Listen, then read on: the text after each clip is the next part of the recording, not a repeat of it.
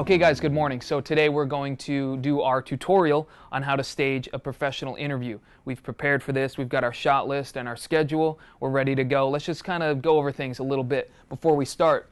Lighting, that's what we're going to cover first. Then we're going to go into audio, right? Then next is going to be the camera techniques that someone will want to use if they're doing an interview. And then finally, we'll talk about what it takes to be a good interviewer, how you have a conversation flow and get the sound bites that you need to get from that person, okay? So are we ready to go? Yeah. Let's do it. So before we get into lighting, let's talk a couple location tips. Put your interview in an area that's natural to them. If you're interviewing a business owner, for example, put them in their office. Watch out for loud appliances like air conditioners or other things that are going to mess up your audio track. And don't put your interview in front of a window, because with your exposure, the brightness in the camera, the window is going to be all blown out. It's going to be completely white. It's not going to look very good. Okay, so with lighting, we've got Mohammed here just finalizing our last light, and our interview is going to be seated right about where Joe, our camera operator, is standing right now. And these three lights that you see around, not these ones here which are lighting us for this tutorial, but these three soft boxes are lighting our subject. So Mohammed, tell us about this three light setup here. Okay, just in here we have a key light. The key, right. Yeah, this light is the main source of light. Yeah, it's going to be our brightest source. Right? Yeah. And what about this one over here? This one is the full light. This light who falling shadow on subject. And it's good to have a little bit of shadow. Yeah, you don't want a complete washout of the face. So that's why you can see our key light, our main light source, has two lights, and our fill light is only one. That's so that we'll have one side with a little bit of shadow, a little bit of definition. That's what you want. What about this one up here? That one is the back light. This one working to separate subject from the background. Right.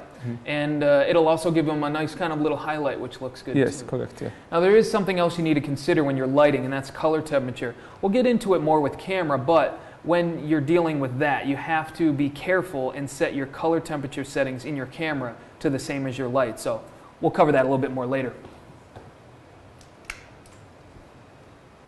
We're here with Chris. He's going to be doing some of the audio recording today. Chris, can you tell me a little bit about the setup that we've got going here? Well, we got our wireless lavalier mics, and they're going to be capturing the audio of the subjects, and those are being run into the Zoom recorder app in my left hand right here. Okay, so we're talking about recording audio externally from the camera.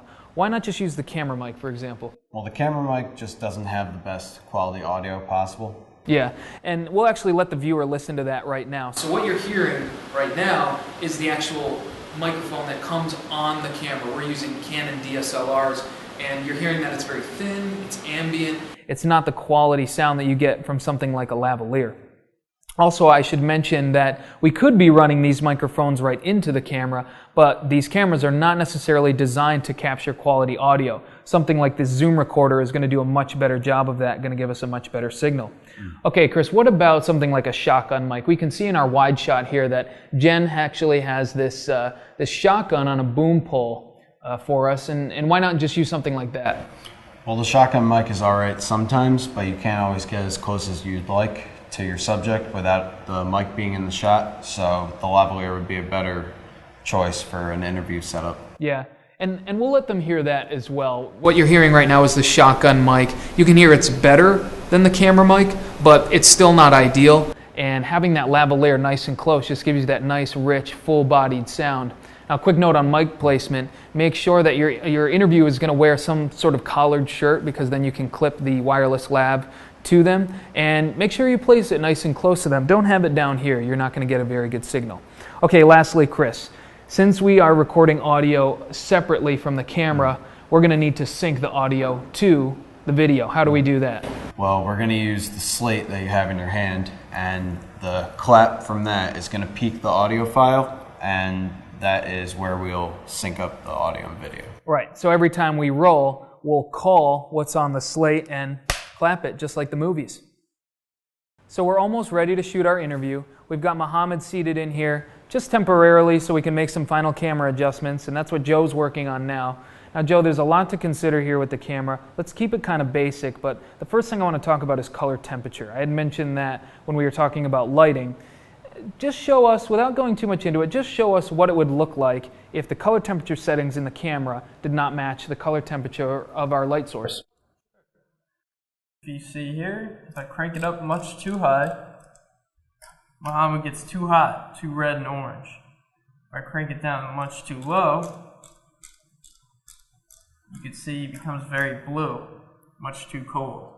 Right, so the process of this is what we call white balancing, and really what you're doing is just getting it so that the image in the camera, the colors, match what you would normally see with your eye, because we don't want it to be too warm or too cool, what we just saw.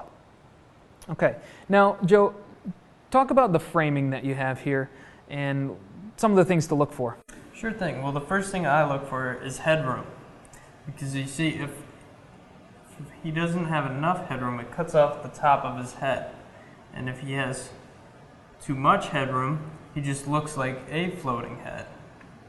Right, and certainly those extreme examples don't look good, but as a camera operator, you do have to be careful that you don't just kind of go slightly off of where you should be. Even just having headroom like that, just not quite enough, is going to look not great, and having just slightly too much is not going to look great. Certainly something like that really does not look good, but once you find that right headroom, you're going to be good to go. Now what about lead room or nose room in this scenario? Well, nose room is the space in front of Muhammad. This should give him looking space. So if I cut it off, it just looks almost like he's staring at a wall. There's a lot of negative space behind him.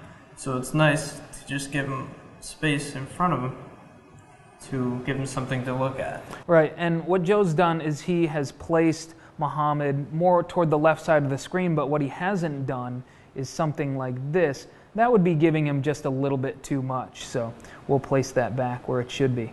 Okay, now what about exposure, Joe? Very basic understanding of that. What's that? See, if I crank it down, it appears like the room's too dark. Or what we would call underexposed. If I crank it up too high, it becomes too bright. Or overexposed. Find a nice medium, and it looks just about good there. Okay, and tell us about ISO. Oh, well, ISO, for example, if you had a room that was too dark, which I'll do just like this,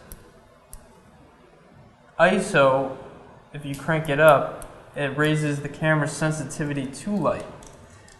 The only problem with it is it looks good on your viewfinder, but the moment it comes up on the screen, you can see there's a lot of grain. Right, so that's something to be careful of. If your ISO is too high, you're really forcing brightness into the camera, and that's going to cause some signal problems. You're going to get grain and noise, and it's not going to look great. So a low ISO is desirable. You want a low as ISO as you can get, and that's going to make the picture as sharp as possible.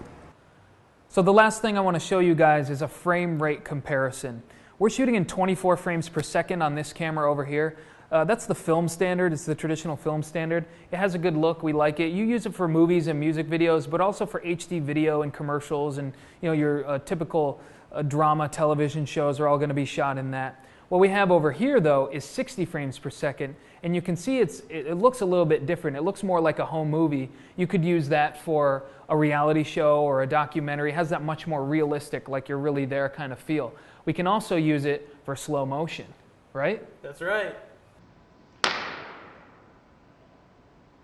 So it's good to have some hair and makeup people on set for your interview. Even if you can't get a professional hair and makeup artist, maybe you have a friend that can do that, or maybe the client has someone that they know that can do that work for them.